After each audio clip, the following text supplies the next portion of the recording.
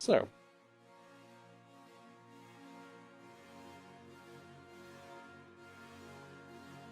Horizon Zero Dawn.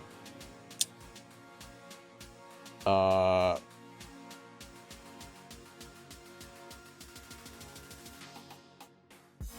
give it Lance Reddick out of 10. I'm kidding. So, fucking... What am I gonna talk about first? Probably the world, because that's, I'd imagine, this game's biggest selling point. It's good, and the things they filled it with are good, but I think it has a lot of really glaring flaws. Biggest one being that it's an open world game with linear movement when it comes to climbing things. Like, the game doesn't expect you to just yeet yourself up cliffs for no fucking reason. It just has preset linear paths for everything. And that's so fucking boring. Just let me... I realize how hard it would be to make just a system that lets you climb cliffs naturally, and like to lay out cliffs and such in a way that makes that possible. But that'd be fucking better than just like, oh, a grand open world for me to explore. I have to go right there and go up that way. There is no other path I can take. And another big problem would just be like, I think the game, for a game about shooting giant animal robots in the wilderness, it feels like they wanted that to be all the content in the game. Because the fucking sites on the map are fucking everywhere. Like, you have to turn them off just to be able to see the fucking map sometimes. But at the same time, fighting them is not necessarily interesting enough, because it turns into press the focus button, look at them, and shoot the orange bit. And that is not interesting. Maybe if you had to, like, find the weak points on enemies, and then they'd reveal themselves in the focus or something? Because suddenly, you know where it is, you can have the focus highlighted or something. That might be neat, because then there's an element of exploration to the combat, which, in an open world game about exploration, hey, that might be a good idea. Is it actually a good idea? I don't know. So, like, I'd say the world... I'm going to say 7 out of 10. Because, like, conceptually it's neat. You know, it's still just that sort of future apocalypse thing, but it has all these elements that explain things, and the giant robot animals make sense, and why they become enemies makes sense. But it also just gets held back by several things, so I don't know. I think there's problems with it.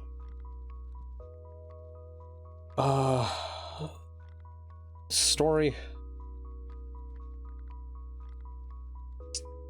I'm gonna say 7 out of 10 again. Because, like, it feels somehow too long. And it feels like it manages to be too long whilst simultaneously not doing much.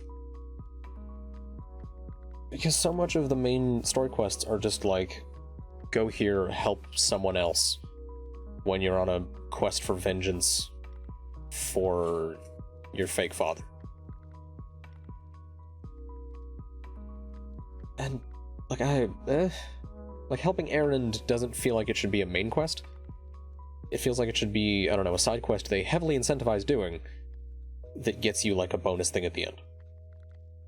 Because Erend is just going to show up regardless. It doesn't matter that fucking, you know, you can get extra people to show up or something, because you have to do his quest. And he's also it just feels like nothing happens. There's all those main missions where it's like, we gotta go find my sister, and it's like 3 main missions. 3 whole main missions to help a side character, and that's all that happens in it. And just... it kind of feels like the story just constantly introduces new things for the entirety of the game. Helis gets shown at the very start, and then he's dropped for 80% of the fucking game. And it's like, oh no, now it's Durval, now it's Hades, now it's Helis again. The game feels like it can't decide on an antagonist. And it feels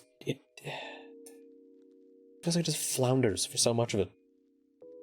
The side quests are... they just feel kind of bog standard. There was one where it was like, hey, find my husband. Okay. And then you go look for him and it's like, I'm a traveling merchant guy, but I fucking got stuck on a cliff. Oh, my internet's being dumb. Nice. can you get my stuff from inside that group of enemies? Alright, I gotta go pick things up and maybe fight some stuff. We're being attacked by birds. Then you gotta fight some birds. Then you go to a place and it's like, get me an item. Or if you have the item, they threaten you, and you give them the item, and they're immediately cool. And they only needed one item despite having a pile of corpses that would have that item. Like, I don't know, it's... There's just problems with it. Combat...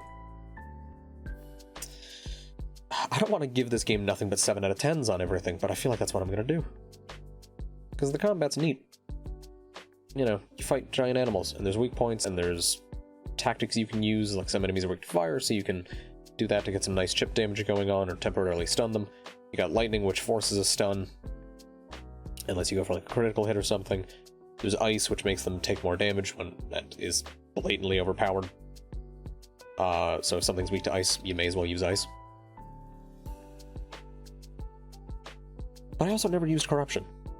And the one time I tried to, the thing was just completely immune to everything, so it didn't matter. And just, the fact that slow-mo is a thing that they tied to a bar that'll recharge, then they also put in slow-mo that's not tied to that bar, is fucking baffling to me, and just invalidates everything. And it also just, like, because it's a bow, it feels like so much of it is just spent waiting. So I think I'll give it a 6 out of 10, because it's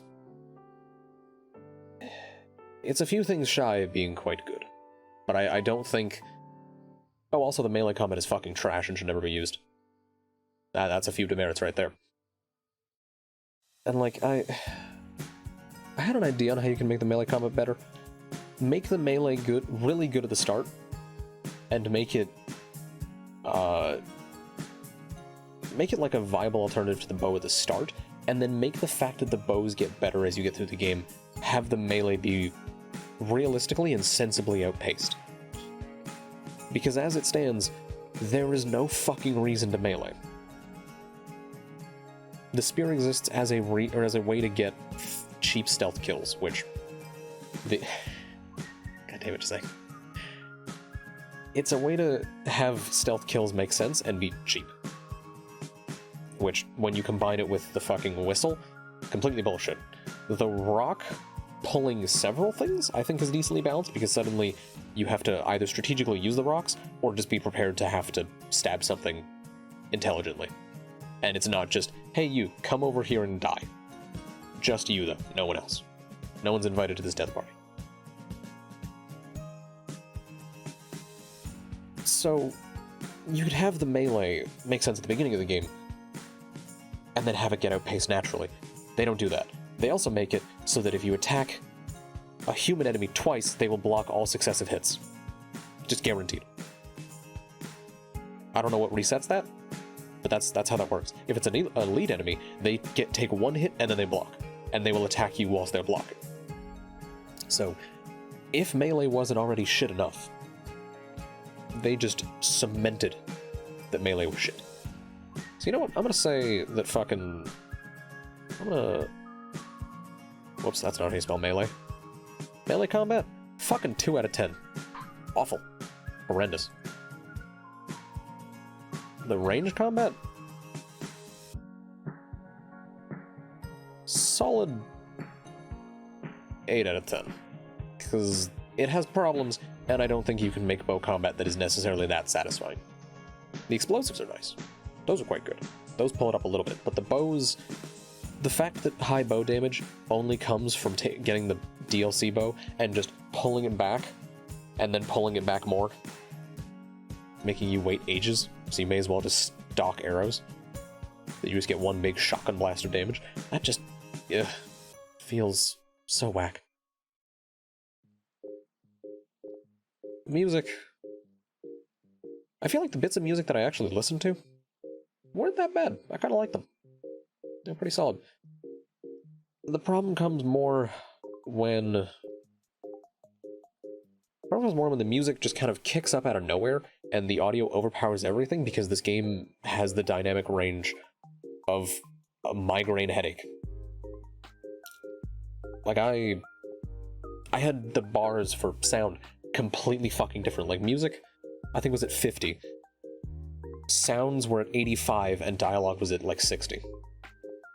And there's no way to compress the dynamic range of the sound so that you can have everything be around the same volume. You will have characters whispering from across the fucking room from the microphone they recorded on, and then the next minute, music will just kick out and blare, and just be the loudest thing ever. Which usually would be fine. But when you're trying to have audio be heard, and not hit the fucking limiter you have, kind of a pain in the dick. So the music... This is a 7 out of 10 game, I swear to God. That's all it is. What else? World, story, combat, music. I'm gonna do characters, because those are a little different. Characters... I'm gonna say 6 out of 10. There's some solid characters, like Rost is great, but he dies at the start of the game. The enemies throughout the game are borderline comic book villains. Like fucking Helis. Is that? I think Helis is his name. I've already forgotten it, because he's that forgettable. Helis is just like, I'm angry sun boy. I will fight all of the people. Because a robot told me to. And then he dies in one fight, and you get the option to stab him in the chest and tell him he's worthless, and that... that moment's quality. But like, Rost is good, Helis is one note, Durval isn't a character.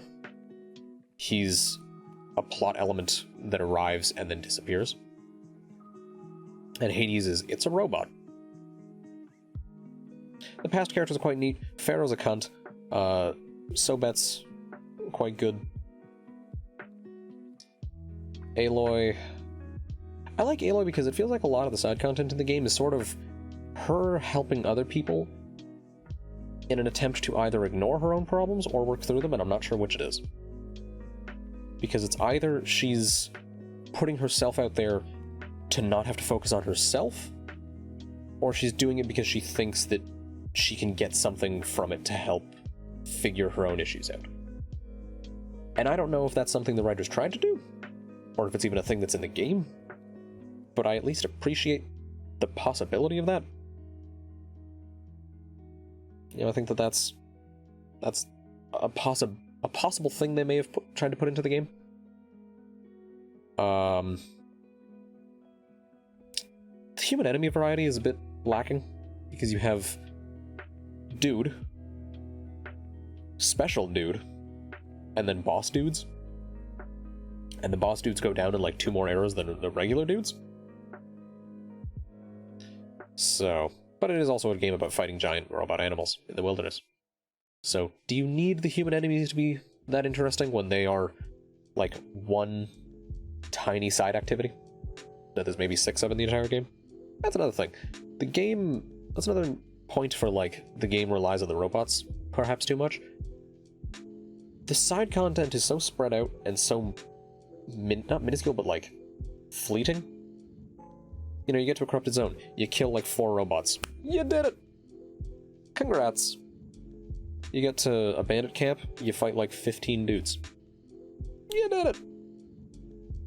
The hunting grounds I think are quite neat because it takes, you know, it takes the robots and it does something with them that's not just kill them. Let's do this thing. Go loot these bodies before the robot vultures steal them, which I didn't even know was an interaction. I think that's great. Fucking kill these robot antelopes with some logs that you can knock out of a thing. That's cool. It'd be cooler if the system for moving them with the explosives made a bit more sense, but, you know. It worked well enough for me to complete the challenge eventually.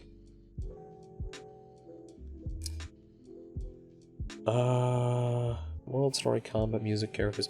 Mandy, is there any other parts of the video game? Outside of the world, story, combat, music, characters? I guess writing, but I feel like that falls under characters. And world, and story. Yeah. Writing could fall under anywhere. Gameplay could be combat. Like, thrown in with, like, gameplay. I mean, I guess there's gameplay outside of combat. Yeah, fair enough, like, controls, moving around. Yeah. Like, outside of combat movement. Yeah. Well, there quests, or is that like longer story? Like side quests? Yeah, that's fair. Gameplay is like a 7 out of 10, because that's all this game is. Because there's a lot of running around, and maybe too much running around. Are you gonna reuse this ranking system again when you review another game? Is that what I do? That's what I do every time. Well, do you Grab a change? paint window and then I just draw stuff. Oh yeah, but I mean, do you use different words, or do you use the exact same ones? No, I just forget what they are. Write them So, down next so every time. time I'm like, man, I wonder what parts of this game there is. Write them down next time. Yeah, I should. Or just steal someone else's. Keep it consistent. Yeah, I'll probably just steal someone else's. Fair enough. Find a template. Yes. But yeah, the side quests are the same shit that side quests have been for the past 15 years. Which, there's not many games that figure out a way to beat that, and usually when they do, it's the writing. So. Because really, quests in video games, I want to say that somebody made like a list of E's or S's or F's or something. Like the 5 E's or something. And it's like every quest in a video game fits into one of those 5 categories. And it's like kill a thing, loot a thing, talk to a thing, get to a thing, or I don't know, there's probably one more. I'll have to find that sometime. And like this game does that, but it's also got the giant robot animals. And like the side quests are okay. The moving around the open world, I think the fast travel system's fucking weird, because you have to get to a place to discover it to fast travel to it, and that costs a resource. But then like a third of the way through the game, you can buy a thing that gives you infinite fast travel. And there's also just some places you cannot fast travel to. But then they put a fast travel point next to it anyway, so why not just make it fast travelable? It doesn't make sense. It doesn't feel well thought out.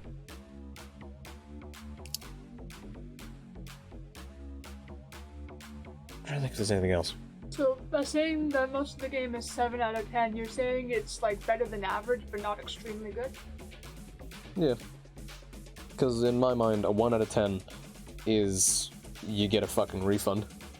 Because, like, it doesn't even work.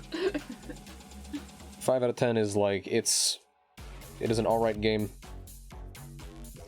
It's not something I would recommend playing, but it's not bad. Like, if you buy it and you play it, you'll probably enjoy it, but there's better things out there. And then a 10 out of 10 is like, mwah, masterpiece. Like Persona 5. Persona 5 be 10 out of 10? Absolutely. Fair enough. That game does everything right. Which is impressive because it's a 150-hour game. Yeah. Which, that's probably its only problem. Is it's 100, no, it's 150 hours. Oh, it's It's long as shit.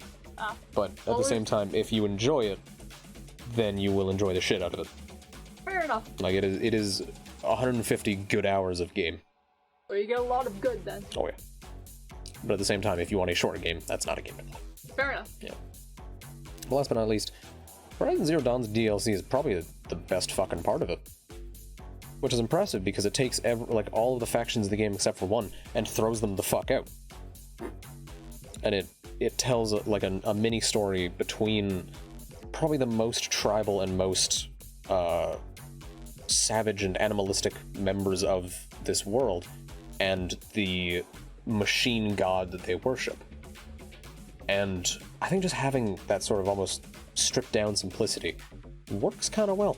And also it just has good writing in the fucking quests. There's the 3 hunters who are basically inept, whose friend died, and you have to help them work through their grief whilst helping them, you know, pay off a debt and learn how to survive. I think that works pretty well. And there was another quest that I've completely forgotten, which I feel like is some sort of comment on the DLC, but I also have forgotten most of the rest of the game. I'm gonna try and find that quest. The Frozen Wilds. Side quests. Firebreak for the Werak. What was it called? Why is Firebreak a side quest? You have to... Oh, no, I guess they're all side quests. Right. Like the main plot of trying to help Araya and Artok being a nut then you fucking stop him. Okay, I didn't do that quest. That's not it.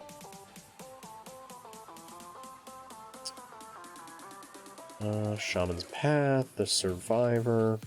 The Survivor was good. That was the one. The one where you have to help a hunter and her friend who... accepting help will get you kicked out. And so a rift gets brought between them. Because one of them is already like, I'm fucking giving up. I can't do this. It's over. And, you know, they try to stop it. I think just the moment to moment of that quest is quite good. Once you get to the actual interactions with the various characters. Claws Beneath was just a fight. Grease Challenge is a fight. That's a fight. Okay. There we go. Nice. Hmm? Oh. Good.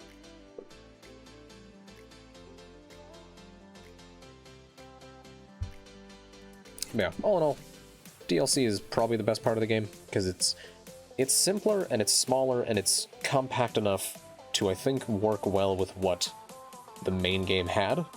Because I think the biggest problem with the main game is it's just too spread out, and there's not enough stuff.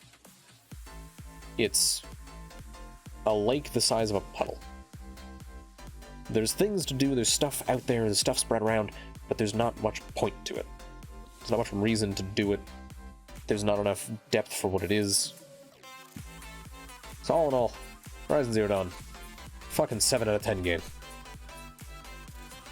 It's worth playing, because it's neat, it has some good moments, it does some things right, but it also has problems that hold it back from being something I'd recommend to everyone.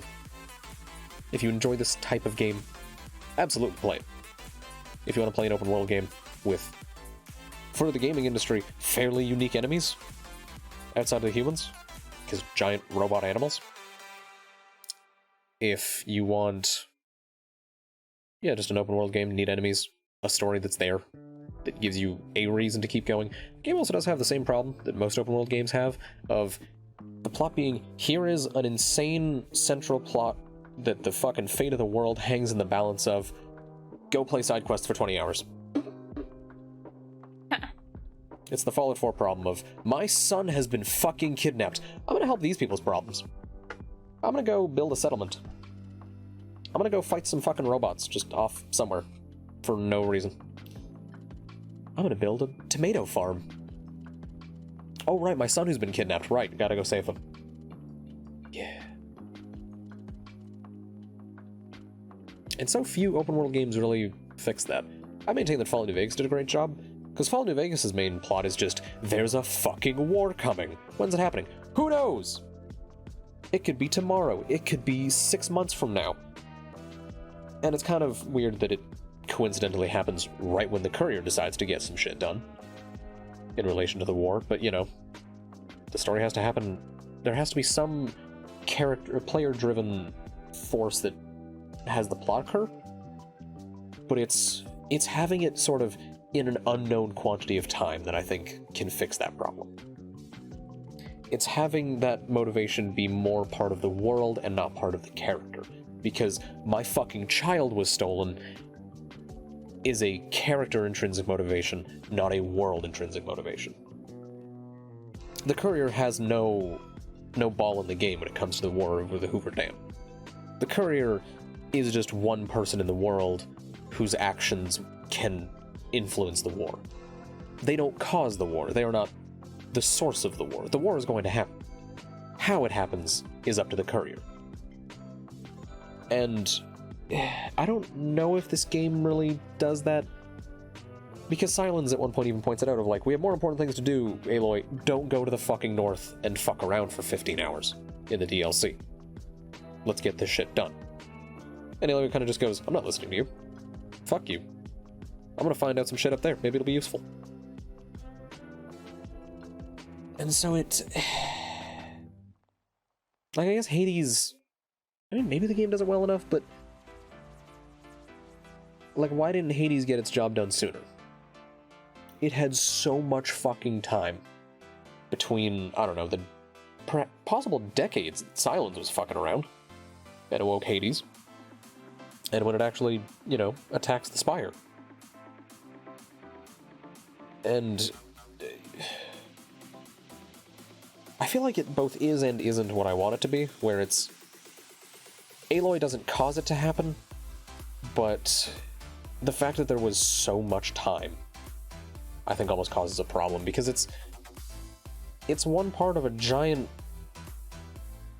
machine of AI that had the power to save the world, and its entire purpose was to kill the world. And then it freaked the fuck out and tried to kill the world. But it did it so slowly that one person slowly piecing together the broken ancient world is able to stop it?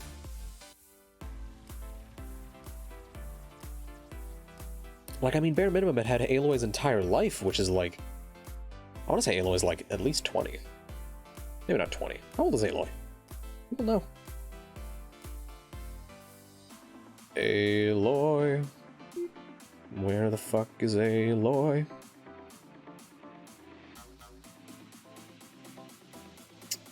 She's around 20. There you go. I was gonna guess like 25, 26. Well, at the start of the game, you see Rost, who's her fake father who raised her, because they're both outcasts from the tribe. Oh. You see him bring a baby to a mountain, and then the old white lady is like, your name, fucking shout her name, and then if the mountain reflects it back because of echoes, then that's her name. Tribals. They don't have to make sense. They worship a door in a mountain. That's okay. also Aloy's mother.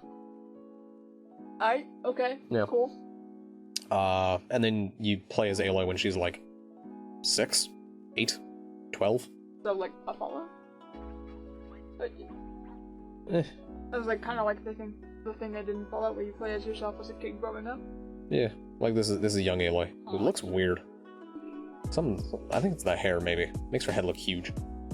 Yeah, you play as young Aloy, and then you play as older Aloy for the rest of the game.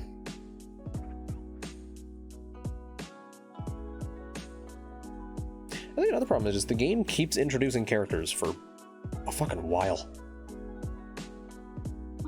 Like it... Because you get all the characters at the Proving, and then the Proving gets fucking slaughtered. And then it's like, but here's Erend, and he comes back, and then here's fucking... Varn? I don't remember his name. I don't remember anyone. Varl. Maybe that's his name. Yes. And they introduce Sona, and then... Like, it's... I don't know. The pacing of the game feels very weird. How long did you play it for? How many hours? Buh?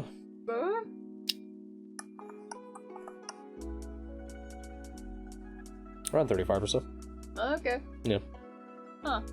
But yeah, in the end, 7 out of 10 game that I'd recommend if it seems interesting. If the concept draws you in, play it. But it's not a thing I would say to play just because it's that good. I don't know. But either way, that'll do it for me. Thank you to everyone who stopped by. Have a good one.